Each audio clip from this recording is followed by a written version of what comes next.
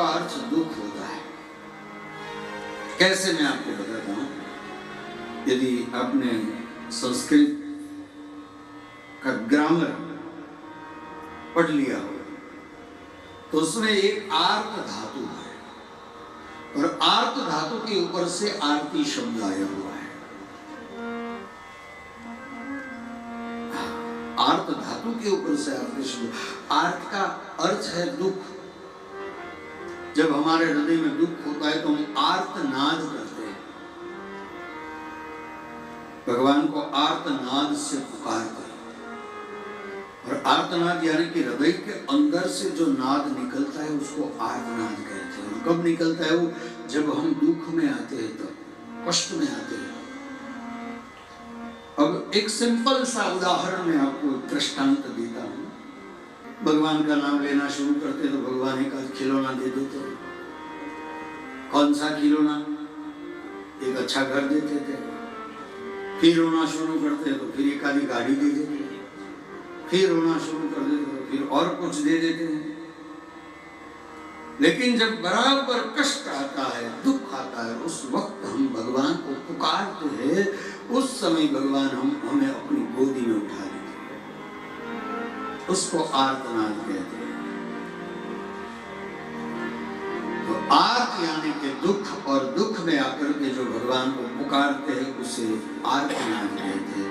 और आर्त शब्द के ऊपर से आरती शब्द आया है, और आरती उतारने का अर्थ है भगवान के दुखों को उतारना।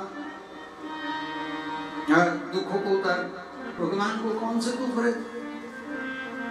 जो हमें सुख देते उनको कौन से दुख रहते? अरे भाई, वो भी जब मनुष्य रूप में आते हैं तो उनको भी दुख प्राप्त होता है, और उन्हीं के तो आरती होता है। हम कहा कि नहीं, ऐसा कैसे हो सकता है? मैंने बोला बोलो किस भगवान की आपको मैं बात सुनाऊं? बोले राम की सुनाओ। मैं बोला ठीक है, चलो राम की सुनाता हूँ। जिनका राज्याभिषेक होने वाला हो और दूसरे दिन उनको वन में जाना पड़े, वो आपकी डेफिनेशन में उसको सुख कहेंगे या दुख कहेंगे? वन में खुले पैर भटकना पड़े और भटकते भटकते उनकी पत्नी को कोई उठा करके ले जाए, तो उसको आप दुख कहेंगे या सुख कहेंगे? बोले कृष्ण का गाँव। मैंने बोला चलो ठीक है, कृष्ण की बात करते हैं। कृष्ण का तो जीवन ही दुखों से शुरू हो रहा है। सबसे पहले तो कैद में उनका जन्म हुआ, तो क्या कहेंगे? आपकी डेफिनेशन क्या है सुख और दुख की? कैद में जन्म लेना सुख है या दुख?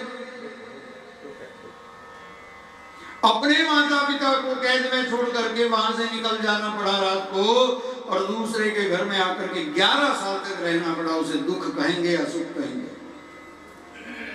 बोलिए। और फिर अपने मामा मौसी को मारना पड़े, मामा और मौसी को मारना पड़े, उसे सुख कहेंगे या दुख? वो भी तो दुख ही है।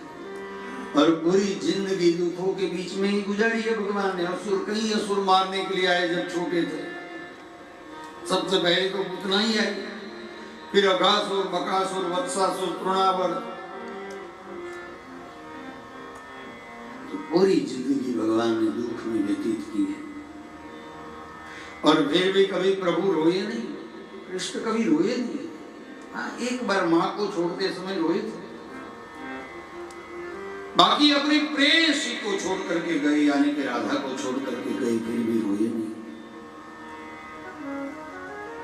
कभी कभी राधा की याद में, माँ यशोदा और नंद बाबा की याद में भगवान को रोना आता था, तो बिल्कुल छिप करके किसी को भी पता न चले, वैसे अपनी आंखों से आंसू बहा लेते।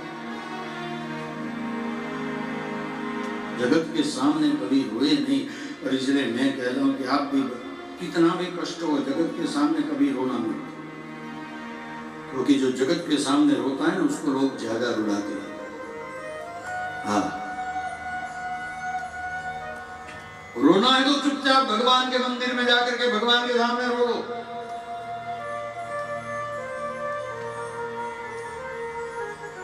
मैं तो वो भी ना कहता हूं।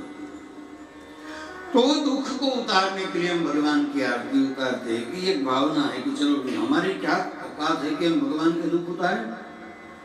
फिर भी एक प्रयास करते हैं कि हम आरती के माध्यम से भगवान के दुख उतारे, वो दुख हम ग्रहण करें। ऐसे कैसे लेते हैं दुख?